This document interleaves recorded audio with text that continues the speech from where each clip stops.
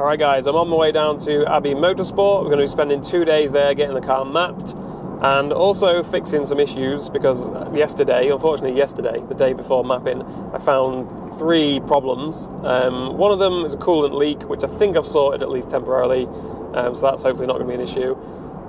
Second one is coolant getting way too hot, and it's not related to the leak because it was doing this before it was leaking and after. But anyway, assuming we do get those issues sorted, I just want to give my expectations for the mapping, I guess. I just want to point out straight away that you can go back and watch the very first video in this series of building the twin turbo kit. This was never meant to be a high horsepower build, okay? And I'm filming this now before we get there, okay? So you know I'm not just saying this to try and cover up the fact that it didn't make much power or whatever. My rough guess for power is like between 400 and 500 brake horsepower, okay? If it's closer to 500, I'll be pretty happy with that. If it's only just above 400, not the end of the world. I always said like between 400 and 500 was kind of the goal. The main idea for when we built this car, when I designed this build, was to make it spool up as fast as possible, to make it as responsive as possible. It's never going to make mad horsepower, okay? The fuel system, everything is going to limit it to about 600 brake, absolute max. The turbos, I think, will be maxed out before then. So again, it's not going to make wild numbers. So I'm just setting your expectations now. Don't be thinking, oh, what if it makes like 700 brake? Not possible, okay? The absolute maximum I think theoretically we could get would be about 570, 580, something like that. But anyway, I've still got another like 2 hours of driving. I'm dropping the car off tonight and then we'll start on the mapping and everything tomorrow. So we'll cut straight to that footage now. It's a bit loud in here.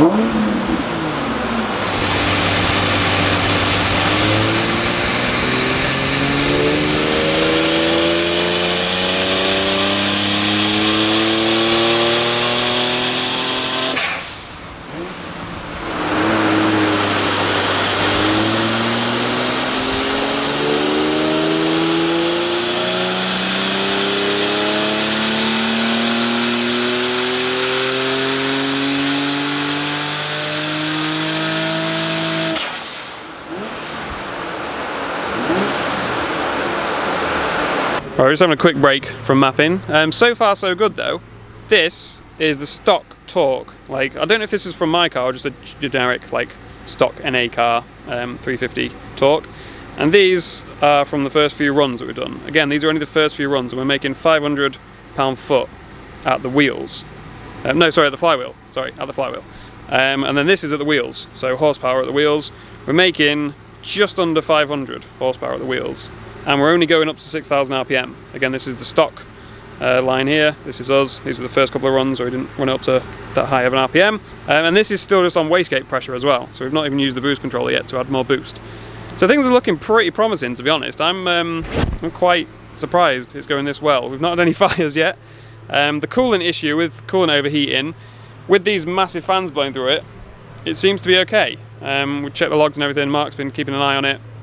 And it seems to be okay. So yeah, it's going well. We'll get back to mapping. I don't know if you guys could actually hear me at all when I was filming anything, or if you can hear even the car or anything, because I can't. All I can hear is these fucking fans. But yeah, we'll get back to filming some more mapping stuff in a sec.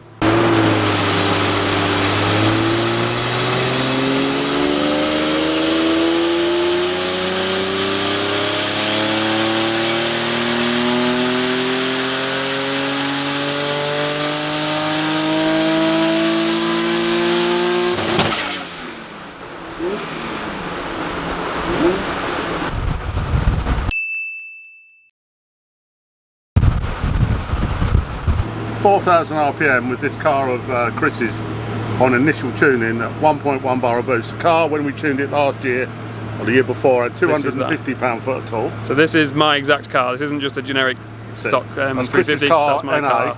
Before. So at 4,000 RPM it had 250 pound-foot of torque.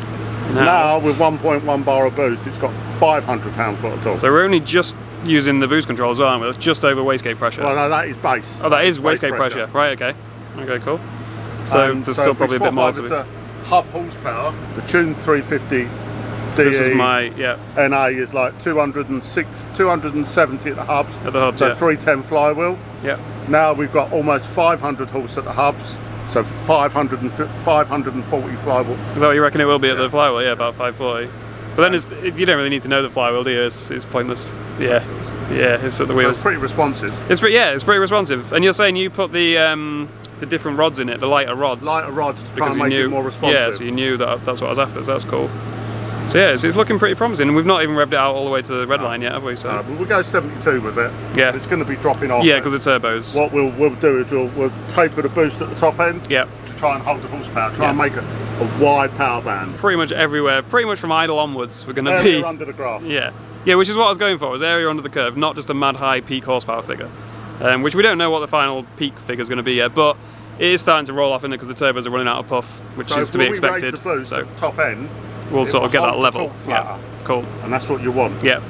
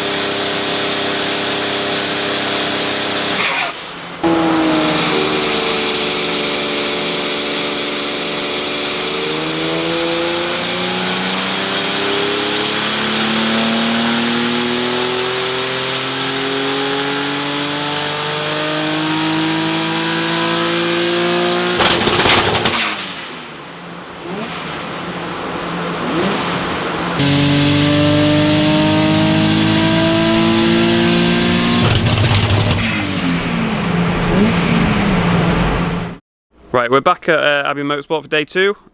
We've just finished tweaking the map a bit and just finishing things off. This is a few overlays from like 50% throttle. Well, you explain it, you go through. So with the drive-by-wire, it's quite easy to do part throttle runs, so you can check the fueling's good under load. So the light blue at the bottom is a 30% run. We control the throttle opening with the link, the drive-by-wire.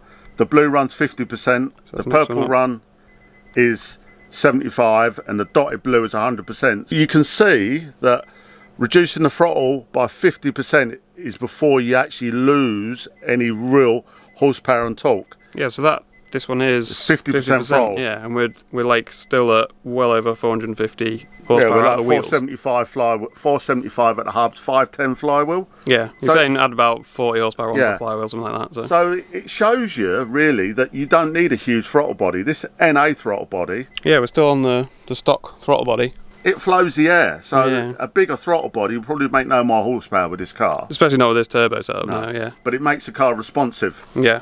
Yeah, we're looking super responsive, aren't we? Is this torque from the same runs, I'm guessing, So you can see with the smaller throttle opening, it doesn't spool as early because it can't blow the air through the throttle body, and it backs it up and slows the turbo up. Makes sense. The dotted dash line at the bottom is a stock NA, well, not a stock NA car, Chris's car. Yeah, my NA car, but it didn't have that much in terms of power mods, so. No, so even at 2,000 RPM, even though we've lowered the compression a little bit, and we've gone turbo, we still got more torque. We've still got way more torque, and then by the time we're getting up there, we're making what, like 520 pound-foot or something? If we muck about with these green and yellow arrows, so if we go, maximum torque is at 4,600 on the NA car. Yeah.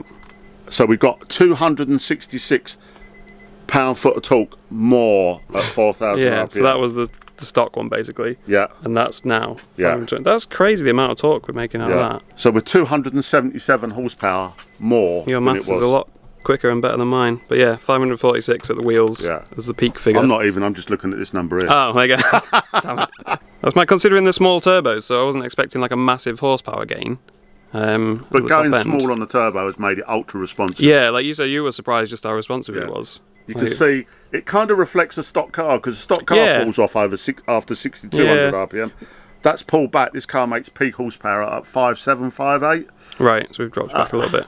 Yeah. We were saying we could, like in hindsight, maybe gone like one size bigger on the turbo, basically, so that it just carries it through a little bit further. But in reality, it's still making, what, over 450 horsepower or something? It's making 450 on the limiter. Yeah, like as it gets to the limiter. So it's still making 450 hub, so it's still making 500 flywheel. Yeah, which is crazy, because I was not even sure if we were going to get 500 flywheel like at the peak, let alone after it's dropped off. So looking at the Garrett compressor map, it kind of makes you understand that we're right at the efficiency. Yeah, we got and it well up, didn't we? So it all makes sense. It's all looking good. Right, I think we're pretty much done for mapping now. Like I say, you've seen the figures. A lot better than I was expecting. Like 527 pound-foot of torque, and 547 horsepower at the wheels. We're just going to go bleed the brakes now, and then I'm going to load it on the trailer and go home, because the brakes are horrendous. No matter how much I tried to bleed them, they just didn't want to know, and they're still spongy as fuck. So yeah, going to go do that, load it up on the trailer, go home. I'll probably film something when I get home, just going to give my thoughts on how it's all gone overall. But as you can probably tell, pretty chuffed with how much power it's made, and that everything worked. Nothing blew up, nothing came off, nothing leaked, nothing set fire. It's all gone as well as it possibly could. Alright guys, I made it home. Took fucking ages, like 8 hours to get home, but made it home. Now it was all going a bit too smoothly. Like, I was surprised how well everything was going, and turns out, just as we were pretty much done, like we'd just finished bleeding the brakes, got it out of the dyno room, bled the brakes, and just as we started it up to then put it on the trailer, we noticed that one of the exhaust manifolds is blowing quite a bit now. It wasn't before, it wasn't when we were mapping it, but I guess just from a few heat cycles and cooling down and stuff again, something has worked loose or warped or whatever, and now it's blowing. I'll try and show you. I don't know how well it's going to come across on camera, but I'll try and start it up now and show you what I mean. Right, so I don't know if you can hear me at all, because the microphone is pointing towards the car, but basically it sounds like it's coming from down there. You won't be able to see, but in there somewhere, especially when you rev it, you can hear it blowing quite a bit. Like, it's way noisy this side. It sounds like a tractor this side compared to over here. It just sounds like how you would expect. I've turned the microphone around now, so you should be able to actually hear me. If you're wondering why this pipe's off, that's just so I can access that easier. Because we're not using a MAF, because it's map based, as in pressure based rather than flow based, you can have this off and it still idles absolutely fine. You can actually feel air coming out of here as well. This comes from one of the turbos, goes to the intercooler. It's kind of interesting that even at idle, it's actually making like positive pressure, but baby turbos for the win. I don't know, maybe that's normal for turbos anyway.